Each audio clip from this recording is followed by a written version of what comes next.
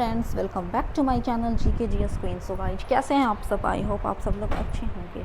तो फ्रेंड्स, आज फिर से मैं आप लोगों के लिए मार्क्समैन का टेस्ट सीरीज 63 लेकर आई हूँ और यहाँ से हमारा एक नया टॉपिक यानी फिजिक्स स्टार्ट करेंगे। तो चलिए आज का वीडियो स्टार्ट करते हैं। वीडियो स्टार्ट करने से पहले एक छोटी सी रिक्वेस्ट है फ्रेंड कि अगर आप मेरे चैनल पर नए हैं तो प्लीज़ मेरे चैनल को सब्सक्राइब करें तथा मेरे वीडियोज़ को ज़्यादा से ज़्यादा फैमिली एंड फ्रेंड्स के साथ शेयर करें। तो कल का जो 5 क्वेश्चन था तो आप उसका आंसर नोट कर सकते हैं। तो क्वेश्चन नंबर फर्स्ट था कि मौलिक कर्तव्य को संविधान के किस संशोधन द्वारा जोड़ा गया था? तो ये 42वां संविधान संशोधन जब 1976 यानी 1976 में हुआ था तब जोड़ा गया था। नेक्स्ट क्वेश्चन, भारतीय उपमहाद्वीप में कौन कौन से देश शामिल हैं? तो इसमें कुल 5 देश शामिल हैं, भारत, पाकिस्तान, बांग्लादेश, नेपाल तथा Bhutan. Next question number third, भारतीय राष्ट्रीय कांग्रेस का कौन सा अधिवेशन गांव में संपन्न हुआ था? तो यह अधिवेशन 1937 में संपन्न हुआ था, जो बंगाल का एक गांव था फैजपुर, वहां संपन्न हुआ था और इसकी अध्यक्षता पंडित जवाहरलाल नेहरू ने की थी। नेक्स्ट है कि गेहूं के उत्पादन में भारत कौन से स्थान पर स्थित है? तो ये दूसरे यानी सेकंड पोजीशन पर स्थित है। अगर पहला पोजीशन की बात करें तो पहला पोजीशन पर चाइना आ जाता है। नेक्स्ट क्वेश्चन नंबर 5 था कि योजना आयोग की स्थापना कब हुई थी? तो 15 मार्च सन 1950 ईस्वी को। तो चलिए फ्रेंड, आज का आप क्वेश्चन नोट कर सकते हैं और कमेंट के जरिए मुझे इसका करेक्ट आंसर बतलाइएगा। तो क्वेश्चन नंबर फर्स्ट है कि द्वितीय बौद्ध संगति कब और कहाँ हुई थी? नेक्स्ट क्वेश्चन, इंडिया डिवाइडेड पुस्तक किसकी रचना है? नेक्स्ट, गोदावरी नदी की लंबाई कितनी है? क्वेश्चन नंबर 4, भारत की जनगणना 2011 के अकॉर्डिंग बिहार की साक्षरता दर यानी लिटरेसी रेट कितना है? नेक्स्ट लास्ट क्वेश्चन है कि वाल्मीकि नेशनल पार्क कहाँ स्थित है? तो चलिए फ्रेंड, आज का हम लोग टेस्ट सीरीज स्टार्ट करते हैं। आप वीडियो को पॉज करते हुए आंसर दीजिएगा। तो क्वेश्चन नंबर फर्स्ट है कि शक्ति का मात्रक है यानी unit of power is watt? Option number C is correct. Next, बल का मात्रक है, ऑप्शन सी इज करेक्ट यानी न्यूटन। यूनिट ऑफ फोर्स क्या है? तो newton. Next question number third है कि कार्य का मात्रक है यानी unit of work is joule. Next fourth number है कि चालक की वैद्युत प्रतिरोधकता की इकाई। अब देखिए, यूनिट ऑफ रेसिस्टेंस जो होता है ना वो ओम होता है, ओम का सिंबल ये रहा, ठीक है। बट यहाँ पर क्वेश्चन नंबर 4 में आपको रेसिस्टेंस का यूनिट नहीं पूछा है, रेसिस्टिविटी का यूनिट पूछा है, तो इसका correct answer option number D हो जाएगा यानी ओम मीटर। नेक्स्ट 5th नंबर है कि प्रकाश वर्ष इकाई है, तो लाइट ईयर की अगर बात करें तो वे दूरी के मेजरमेंट की इकाई है, दूरी की मापती है, डिस्टेंस मापती है लाइट ईयर। नेक्स्ट, एक पारसेक तारे संबंधी दूरियां मापने के मात्रक किसके बराबर हैं? तो ऑप्शन नंबर बी यानी 3.25 लाइट ईयर के बराबर होता है 1 पारसेक। नेक्स्ट, पारसेक मात्रक है किसका यूनिट है? तो डिस्टेंस यानी दूरी का। तो चलिए 8th नंबर की तरफ बढ़ रहे हैं कि एम्पियर मापने की इकाई है। एम्पियर जिसे कैपिटल ए से डिनोट किया जाता है, तो एम्पियर किसका मेजरमेंट करता है? तो करंट का। तो ऑप्शन नंबर बी यहाँ पर करेक्ट हो जाएगा यानी विद्युत धारा। तो चलिए फ्रेंड, आगे बढ़ रहे हैं। नेक्स्ट 9th नंबर है कि एक हॉर्स पावर यानी 1 HP कितने वाट के बराबर होता है? तो ऑप्शन नंबर सी यहाँ पर करेक्ट हो जाएगा यानी 1 HP horse power equal to 746 watt. Option C यहाँ पर करेक्ट होगा। Next, 1 micron is equal to 1/1000 millimetre, ठीक है ना। तो चलिए आगे बढ़ रहे हैं क्वेश्चन नंबर 11 की तरफ कि 1 माइक्रोन लंबाई प्रदर्शित करता है, option B is correct 10⁻⁴ centimetre के बराबर। तो चलिए फ्रेंड, आगे बढ़ रहे हैं क्वेश्चन नंबर 12 की तरफ कि 1 किलोमीटर दूरी का तात्पर्य, बहुत ही इजी क्वेश्चन है कि 1 kilometre equal to how many metre? तो 1000 मीटर। नेक्स्ट, 1 पिकोग्राम बराबर होता है, ऑप्शन सी यानी 10⁻12 ग्राम के, ठीक है ना। अगर 10⁻6 ग्राम की बात करें तो यह बराबर होता है 1 माइक्रोग्राम के। 10⁻9 ग्राम इक्वल टू 1 नैनोग्राम और 10⁻15 ग्राम इक्वल टू 1 फेम्टोग्राम। 14th है कि पास्कल किसका यूनिट है? तो ये दाब यानी प्रेशर की ऐसा यूनिट है पास्कल। तो चलिए 15th है कि पारिस्थितिकी दबाव जिसे एटमॉस्फेरिक प्रेशर भी कहते हैं वो किसका यूनिट है? तो बार का। ऑप्शन नंबर ए यहाँ पर करेक्ट हो जाएगा। नेक्स्ट 16th है कि 1 किलोग्राम पर सेंटीमीटर स्क्वायर दाब समतुल्य है, ऑप्शन बी करेक्ट 1.0 बार के। नेक्स्ट है कि तेल का एक बैरल निम्न में से लगभग कितना होता है, तो 159 लीटर के आसपास होता है एक बैरल तेल का। नेक्स्ट है कि निम्न में लंबाई की न्यूनतम इकाई क्या है, यानी स्मॉलेस्ट यूनिट, तो वो है फर्मी मीटर। नेक्स्ट है कि क्यूसेक में क्या मापा जाता है, तो ऑप्शन सी यानी जल का बहाव मापा जाता है क्यूसेक में, क्यूसेक यूनिट है। नेक्स्ट है कि निम्नलिखित में से कौन एक वायुमंडल के ओजोन परत की मोटाई नापने वाली इकाई है, तो डॉप्शन, ऑप्शन बी यहाँ पर करेक्ट हो जाएगा, जिससे हम लोग ओजोन परत की थिकनेस की जांच करते हैं। तो चलिए आगे बढ़ रहे हैं क्वेश्चन नंबर 21 की तरफ कि महासागर में डूबी हुई वस्तुओं की स्थिति जानने के लिए निम्न में से किस यंत्र का प्रयोग किया जाता है, तो सोनार। अगर कोई सागर महासागर में कोई वस्तु डूब जाती है तो उसका कंडीशन जानने के लिए हम लोग एक यंत्र का यूज करते हैं, मशीन है जिसका नाम है सोनार। नेक्स्ट है कि सोनार निम्नलिखित द्वारा प्रयोग में लाया जाता है, तो नौ संचालकों द्वारा। नेक्स्ट ध्वनि की तीव्रता को मापने वाला यंत्र है, यानी स्पीड ऑफ साउंड हम लोग ऑडियो मीटर के जरिए माप सकते हैं। तो चलिए फ्रेंड आगे बढ़ रहे हैं क्वेश्चन नंबर 24 की तरफ कि पायरोमीटर किसके मापन में प्रयोग किया जाता है, तो ऑप्शन सी यानी उच्च ताप के मापन के लिए पायरोमीटर का यूज होता है। नेक्स्ट 25 है कि मैनोमीटर के द्वारा किसकी माप की जाती है, तो गैसों के दाब का। नेक्स्ट वायुमंडलीय दाब को मापने के लिए किस यंत्र का उपयोग किया जाता है, तो बैरोमीटर। नेक्स्ट दूध का अपेक्षित घनत्व जिसे रिलेटिव डेंसिटी भी कहते हैं उसे हम लोग किस मेजरमेंट के तहत नाप सकते हैं, तो ऑप्शन नंबर सी यहाँ पर करेक्ट हो जाएगा, लैक्टोमीटर। नेक्स्ट 28 है कि वायुमंडल की सापेक्ष आर्द्रता यानी रिलेटिव ह्यूमिडिटी मापी जाती है हाइग्रोमीटर से, ऑप्शन नंबर बी यहाँ पर सही होगा। नेक्स्ट सोने की शुद्धता को नापने के लिए कौन सा उपकरण प्रयोग में लाया जाता है, तो कैरेटोमीटर। नेक्स्ट रक्त दाब यानी ब्लड प्रेशर मापने का यंत्र है, ऑप्शन बी यानी स्फिग्नोमैनोमीटर, जिसे ब्लड प्रेशर नापा जाता है। नेक्स्ट 31 है कि प्रकाश की तीव्रता नापने के लिए जिस उपकरण का उपयोग किया जाता है उसे कहते हैं लक्स मीटर, ऑप्शन सी यहाँ पर करेक्ट हो जाएगा। नेक्स्ट राडार उपयोग में आता है, ऑप्शन सी यानी रेडियो तरंगों द्वारा वस्तुओं की स्थिति ज्ञात करने में। नेक्स्ट बढ़ रहे हम लोग क्वेश्चन नंबर 33 की तरफ।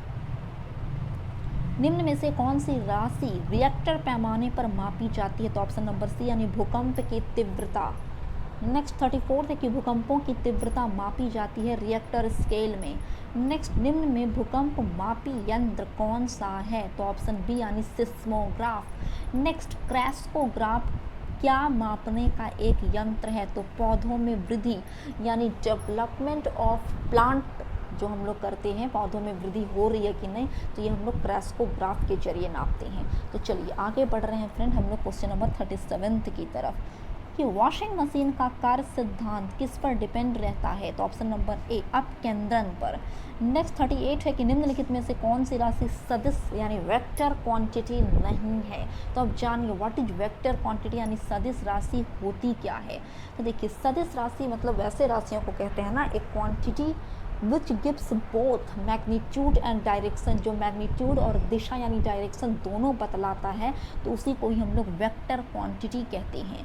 और यहाँ पर पूछ रहा है कि कौन सा वेक्टर क्वांटिटी नहीं है, तो वेक्टर क्वांटिटी के कुछ एग्जाम्पल हैं वो आप नोट कर सकते हैं फ्रेंड। इसमें आ जाएगा हमारा स्पीड यानी जिसे वेग कहते हैं, फोर्स त्वरण, विस्थापन, कोणीय संवेग, ये सब आते हैं। तो 38 का जो करेक्ट आंसर है वो ऑप्शन नंबर डी है यानी आयतन। अगर वॉल्यूम की बात करें तो ये एक वेक्टर नहीं, वॉल्यूम एक स्केलर क्वांटिटी है। तो 39 है कि निम्नलिखित में से कौन सी एक सदिश राशि है यानी कौन सी एक स्केलर क्वांटिटी है, तो अब देखेंगे कि सदिश राशि यानी वेक्टर क्वांटिटी किसे कहते हैं, तो वो तो हम लोग देख ही चुके हैं। अब जान लेते हैं थोड़ा सा स्केलर क्वांटिटी के बारे में यानी जिसे अदिश राशि कहते हैं, ठीक है ना। तो देखिए एक quantity which gives only magnitude but not direction, जो केवल मैग्नीट्यूड ही प्रदान करते हैं, डायरेक्शन का पता नहीं लगाते हैं, तो उसी को ही अदिश राशि यानी स्केलर क्वांटिटी कहते हैं। और उसका एग्जाम्पल हो जाता है वॉल्यूम, डेंसिटी, एनर्जी, टाइम, मास, लेंथ एटसेट्रा। तो यहाँ पर जो वॉल्यूम यानी आयतन दिया गया है वो एक स्केलर क्वांटिटी है, वेक्टर क्वांटिटी नहीं है। तो 39 का जो करेक्ट आंसर हो जाएगा वो ऑप्शन नंबर ए हो जाएगा यानी संवेग, जिसे इंग्लिश में मोमेंटम भी कहते हैं। तो momentum is an example of vector quantity यानी सदिश राशि का वो एक एग्जाम्पल है। तो चलिए 40 है कि पदार्थ के संवेग यानी मोमेंटम और वेग के रेशियो में कौन सी भौतिक राशि प्राप्त की जाती है, तो ऑप्शन नंबर सी द्रव्यमान यानी मास। नेक्स्ट है कि बल गुणनफल है, ऑप्शन नंबर बी यानी F equal to M A. Force की अगर बात करें तो वो मास और एक्सेलरेशन का गुणनफल होता है, तब फोर्स निकाला जाता है। नेक्स्ट 42 है कि ऊर्जा संरक्षण का आशय है कि, ऑप्शन नंबर डी यानी ऊर्जा को ना तो सृजन हो सकता है ऊर्जा का और ना ही उसका एनर्जी का विनाश हो सकता है, यानी energy can neither be created nor be destroyed. तो चलिए आगे बढ़ रहे हैं क्वेश्चन नंबर 43 की तरफ कि एक ट्रेन जैसे ही चलना आरंभ करती है उसमें बैठे हुए यात्री का सिर पीछे की ओर झुक जाता है, इसका मुख्य वजह क्या है, तो ऑप्शन नंबर बी गति का जड़त्व। तो चलिए फ्रेंड आगे बढ़ रहे हैं क्वेश्चन नंबर 44 की तरफ कि सड़क पर चलने की अपेक्षा बर्फ़ पर चलना कठिन क्यों होता है, क्योंकि बर्फ़ में सड़क की अपेक्षा जो घर्षण होती है, जो फ्रिक्शन होती है, वो काफ़ी ज़्यादा कम रहती है। और जब फ्रिक्शन ही नहीं होगा तो कहीं पर भी कोई भी वैसा आप सरफेस चुन लो जहाँ पर फ्रिक्शन नहीं रहता, लेस रहता है, तो वहाँ पर चलना काफ़ी ज़्यादा हार्ड हो जाता है। तो चलिए आगे बढ़ रहे हैं क्वेश्चन नंबर 55 की तरफ कि एक व्यक्ति कार में जो विराम में बैठा हुआ है यानी रेस्ट पोजीशन में सड़क से कार के 4 पहियों में से प्रत्येक पर प्रतिक्रिया आ रही है। जब कार सीधी समतल सड़क पर चलेगी तो अग्र पहियों में प्रत्येक पर प्रतिक्रिया में क्या चेंजेज आएगा, तो ऑप्शन नंबर बी यानी यह आर से कम होगा। नेक्स्ट 46 है कि तेल से अंशतः भरा हुआ तेल का एक टैंकर समतल सड़क पर आगे की ओर एक समान त्वरण से जा रहा है। तेल का मुक्त पृष्ठ, ऑप्शन नंबर डी, पर वलय वक्र का आकार लेगा। तो चलिए आगे बढ़ रहे 47 की तरफ कि त्वरण ज्ञात करने का सही सूत्र क्या है, तो acceleration equal to v minus U by T, यानी अगर एक्सेलरेशन की बात करें तो वो निकलता है final velocity minus initial velocity divided by time. तो चलिए यहाँ से ग्रेविटेशन से क्वेश्चन पूछा गया है, गुरुत्वाकर्षण से। तो पढ़ते हैं क्वेश्चन नंबर 48। निम्नलिखित में से किसने न्यूटन से पहले ही बतला दिया था कि सभी वस्तुएं पृथ्वी की ओर मतलब कि ग्रेविटेशनल फोर्स के जरिए गुरुत्वाकर्षित होती हैं, तो ऑप्शन नंबर बी। यह सबसे पहले किसने बताया था, न्यूटन से भी पहले तो ब्रह्मगुप्त नामक एक व्यक्ति ने बताया था। नेक्स्ट 49 है कि गुरुत्वाकर्षण का सिद्धांत किसने दिया, तो option number C, Isaac Newton ने। तो चलिए फ्रेंड आगे बढ़ रहे हैं क्वेश्चन नंबर 50 की तरफ कि गुरुत्वाकर्षण के सार्वभौमिक नियम का प्रतिपादन किसने किया, तो न्यूटन ने। नेक्स्ट है कि अंतरिक्ष यात्री निर्वात यानी वैक्यूम में सीधे खड़े नहीं रह सकते हैं क्योंकि वहाँ कोई ग्रेविटी नहीं होता है। लेस ग्रेविटी यानी नो ग्रेविटी की वजह से वे सीधे खड़े नहीं रहते हैं, वो मुड़ने लगते हैं, तैरने लगते हैं। तो चलिए 52 की तरफ हम लोग बढ़ रहे हैं कि अंतरिक्ष यान जो चक्कर लगा रहा है से एक सेब छोड़ा जाए, अगर वो सेब छोड़ा जाए वहाँ से, तो वह सेब की अगर बात करें तो ऑप्शन नंबर सी यहाँ पर करेक्ट हो जाएगा। अंतरिक्ष यान के साथ साथ उसी गति में गतिवान होगा।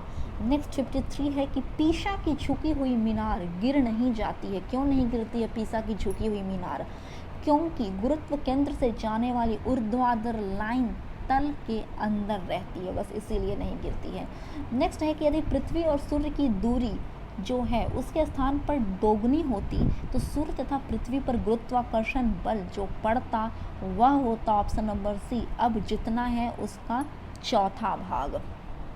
नेक्स्ट 55 की तरफ पढ़ रहे हैं कि जब कोई वस्तु ऊपर से गिराई जाती है तो उसका वजन यानी भार की अगर बात करें तो वो अनचेंजेबल होता है यानी अपरिवर्तित होता है। नेक्स्ट 56 है कि लकड़ी, लोहे व मोम के समान आकार के टुकड़ों को समान ऊंचाई से पृथ्वी पर गिराया जाता है। कौन सा टुकड़ा सबसे पहले पृथ्वी की सतह पर पहुंचेगा, तो सभी एक साथ ही पहुंचेंगे। नेक्स्ट 57, हवा में लोहे और लकड़ी की समान भार की गेंद को समान ऊंचाई से गिराने पर ऑप्शन नंबर सी, लकड़ी की गेंद बाद में गिरेगी और लोहे की गेंद पहले गिर जाएगी। क्योंकि लोहे की गेंद की अगर बात करते हैं तो उसमें वजन ज़्यादा होता है एज कम्पेयर टू वुड, और जो ज़्यादा वजन वाला रहता है वो ज़्यादा स्पीड के साथ गिरता है। तो चलिए 48 की बात हम लोग करें कि किसी पिंड का भार ऑप्शन नंबर बी यहाँ पर करेक्ट हो जाएगा 48 का। ध्रुवों पर सबसे ज़्यादा रहता है किसी भी पिंड का भार यानी वजन। नेक्स्ट फ्रेंड हम लोग बढ़ रहे 59 की तरफ की भारहीनता होती है गुरुत्वाकर्षण की शून्य स्थिति में। जिस प्लेस पर ग्रेविटेशनल फोर्स अगर जीरो हो जाता है तो वहाँ पर वेटलेसनेस महसूस होती है, भारहीनता। आपको ऐसा फील होगी कि आपके शरीर में कोई वजन ही नहीं है, बिल्कुल फ्री फील होगा। नेक्स्ट 60 है कि यदि पृथ्वी का गुरुत्वाकर्षण बल अचानक लुप्त हो जाता है तो निम्न में से कौन सा परिणाम सही होगा। तो इट्स करेक्ट आंसर जो ऑप्शन नंबर ए यानी वस्तु का भार शून्य हो जाएगा परंतु द्रव्यमान वही रहेगा। वेट की अगर बात करें वो तो जीरो हो जाएगी बट मास जो रहेगा वो सेम रहेगा। नेक्स्ट 61 पृथ्वी के चारों ओर परिक्रमा कर रहा आर्टिफिशियल उपग्रह यानी कृत्रिम उपग्रह इसलिए पृथ्वी पर नीचे नहीं गिरता क्योंकि पृथ्वी का आकर्षण उसकी गति के लिए आवश्यक त्वरण यानी इनर्शिया प्रदान करता है। ऑप्शन नंबर डी यहाँ पर करेक्ट है। नेक्स्ट 62 की तरफ हम लोग बढ़ रहे हैं फ्रेंड कि एक भू उपग्रह अपने कक्ष में निरंतर गति करते रहता है। यह अपकेंद्र बल के प्रभाव से होता है जो प्राप्त होता है पृथ्वी द्वारा उपग्रह पर लगने वाले गुरुत्वाकर्षण से। नेक्स्ट क्वेश्चन है कि किसी लिफ्ट में बैठे हुए व्यक्ति को अपना भार कब अधिक मालूम होता है। जब लिफ्ट त्वरित गति से ऊपर की ओर जा रही होती है पूरी स्पीड से। तो आप भी नोटिस किए होंगे अगर आप लिफ्ट में बैठते हैं तो अगर ऊपर गति से जाती है तो आपको लगता है कि मेरा वजन काफ़ी ज़्यादा है, बट सेम लिफ्ट जब नीचे की तरफ आती है तो आपको भारहीनता का महसूस होने लगता है, यानी आपको अपना खुद का ही वजन काफ़ी ज़्यादा कम महसूस होता है। नेक्स्ट 64 है कि लोलक की काल अवधि यानी time period option number B correct लंबाई के ऊपर डिपेंड करती है। यानी अगर लंबाई की बात करें तो जितना ज़्यादा उसका लंबाई रहेगा ना वो उतनी मतलब कि धीरे धीरे मूवमेंट करेगी। जैसे आप 65 की तरफ से इसको क्लियर होकर समझ लीजिए। 65 क्वेश्चन से 65 में है कि लोलक घड़ियाँ गर्मियों में सुस्त क्यों हो जाती हैं।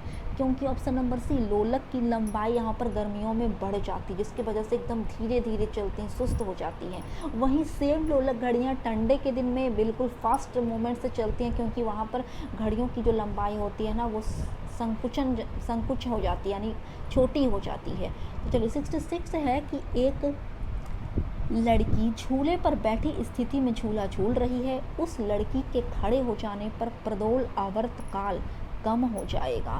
नेक्स्ट 67 है कि पेंडुलम घड़ी तीव्र गति से चल सकती है कौन से मौसम में। शीतकाल में। देखिए ठंडे के ऋतु में पेंडुलम की जो लंबाई रहती है ना वो ठंडे की वजह से छोटी पड़ जाती है यानी संकुचन हो जाती है। छोटी जैसे ही उसकी लेंथ में डिक्रीजमेंट आया छोटी हो गई तो उसका जो गति हो वो स्पीड बढ़ गया उसका, यानी इन्वर्सली प्रोपोर्शनल हो रहा है एक दूसरे के।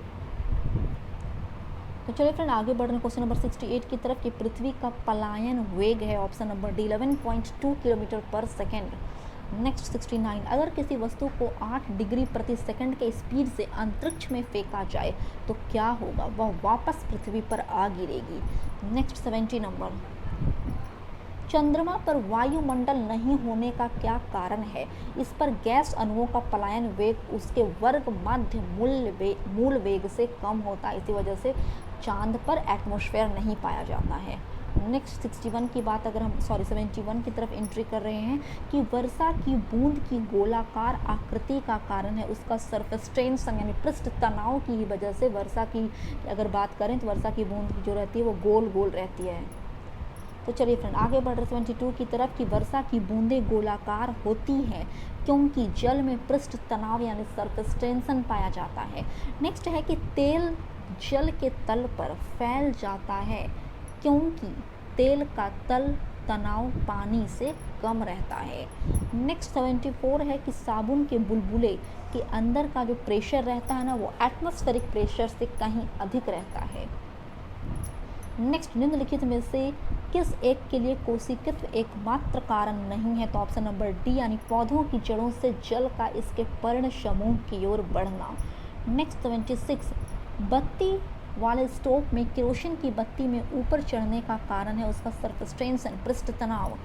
चलिए फ्रेंड आगे बढ़ रहे हैं क्वेश्चन नंबर 77 की तरफ कि एक केस नली में जल की अपेक्षा एक तरल अधिक ऊंचाई पर चढ़ता है। इसका मुख्य कारण क्या है कि तरल का पृष्ठ तनाव जल की अपेक्षा ज़्यादा होता है।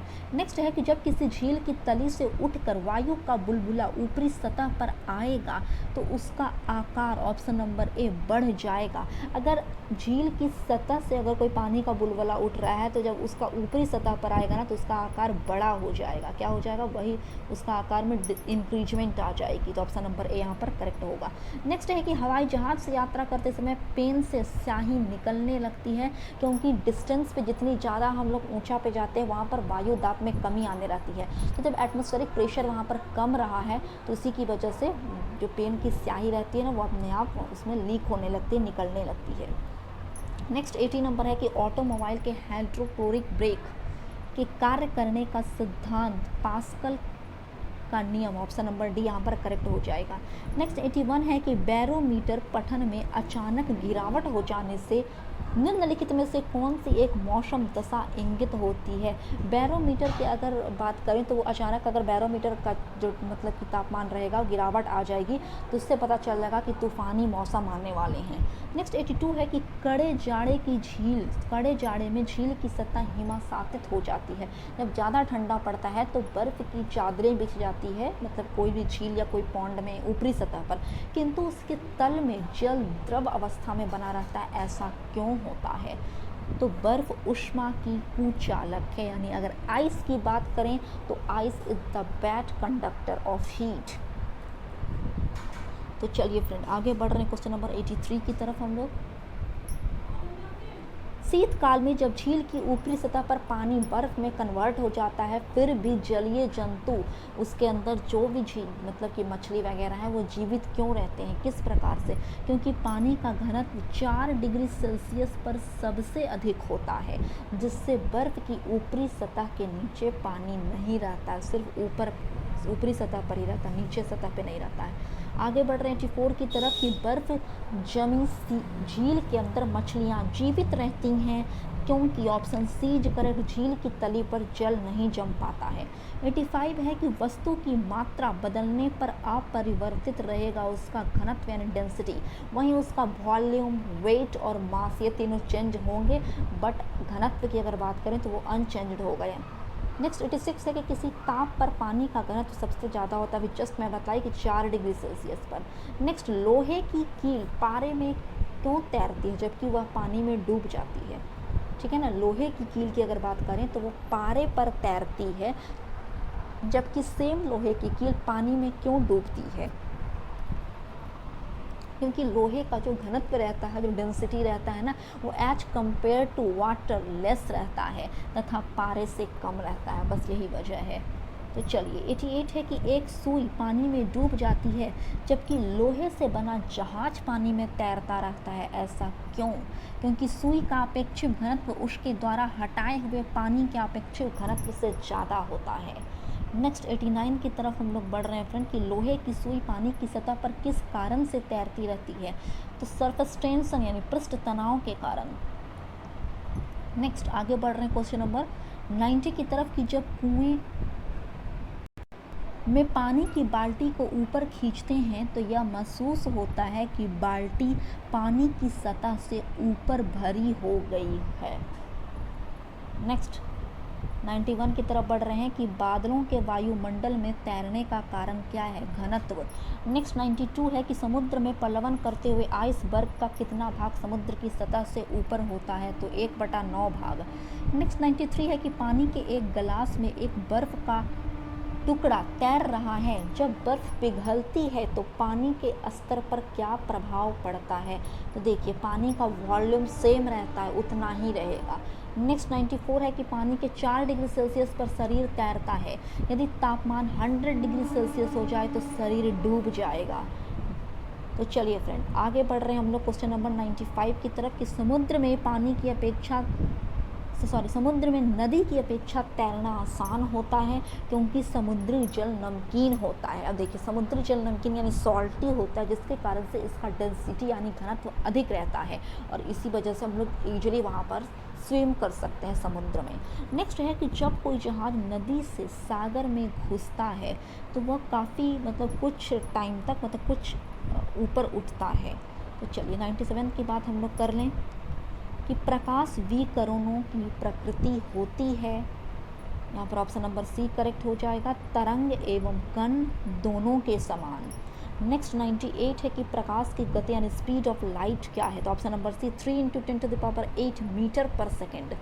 तो चलिए फ्रेंड 99 है कि प्रकाश की गति किसके बीच से जाते हुए सबसे कम होगी, तो कांच से। अगर हम लोग लाइट को one medium to another medium transfer करते हैं तो अगर हम उसे ग्लास से यानी कांच से ट्रांसफ़र करेंगे तो काफ़ी ज़्यादा कम होगी एज कम्पेयर टू वैक्यूम यानी निर्वात जल और एयर।